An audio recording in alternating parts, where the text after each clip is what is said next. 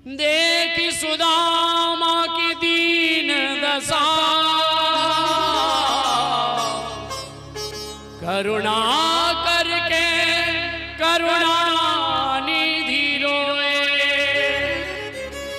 भगवान रोने लगे। सुदामा जी की हालत देखी, दुबला पतला सा शरीर, धोती फटी, सिर पर पगड़ी नहीं है, पैरों में बीमारियां, छाले पड़े हैं। सुदामा जी के चरणों में भगवान ने प्रणाम किया तो सुदामा जी के पैर दुख गए। सुदामा जी ने पीछे कर लिए, भगवान समझ गए और रोने लगे। देख सुदामा की दीन दशा, करुणा करके करुणा निधि रोए। पानी परात सो हाथ छुओ नहीं, नैनन के जल से पग दो।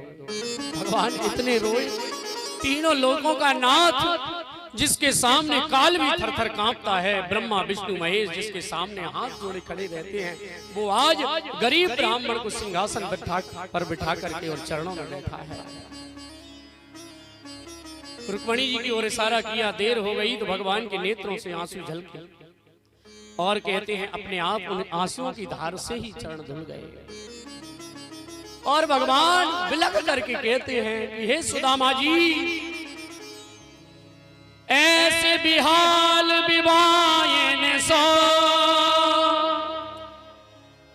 पद पंक जाल लगे पुनि जोए। और हे सुदामा जी, हाय महा दुख पायो सखा, तुम आए तैना किते दिन को। कहाँ रहे? अब सुदामा जी ने आंसुओं को रोक लिया, कहीं मैं रोऊंगा तो ये और रोने लगेगा। सुदामा जी बोले, लाला तू झूठ ही रो रहा है, रोने की जरूरत नहीं है, मेरे समान तो कोई सुखी नहीं है, मेरा तो स्वभाव ही ऐसा है, मैं तो फटे पुराने कपड़े पहन लूं, लेकिन जो है ना नाती पोते बेटा बेटी वो सब बड़े बड़े सुंदर वस्त्र पहने हैं। भगवान रो करके कहते हैं कि सुदामा जी मैं सब देख रहा हूं, तुम मुझसे झूठ बोल रहे हो।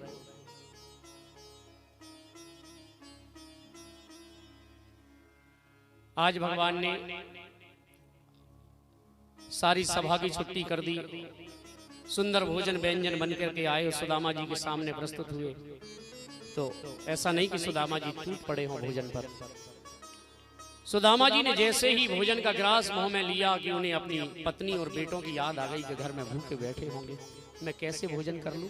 इस कथा से सीख लेना, परिवार में जो भी है वो मिल बांट के खाओ, उसमें जो आनंद है वो संसार में कहीं नहीं है। जिसने मौज उड़ाई परिवार में रहकर ध्यान देना, उसे फिर उसका दुख तो झेलना ही पड़ता है। सुदामा जी ने बहाना बना दिया, महाराज आज तो मेरा व्रत है। भगवान फिर रोने लगे कि सुदामा जी मैं सब जानता हूं, तुम झूठ बोल रहे हो, तुम्हारा व्रत नहीं है, लेकिन क्या करें।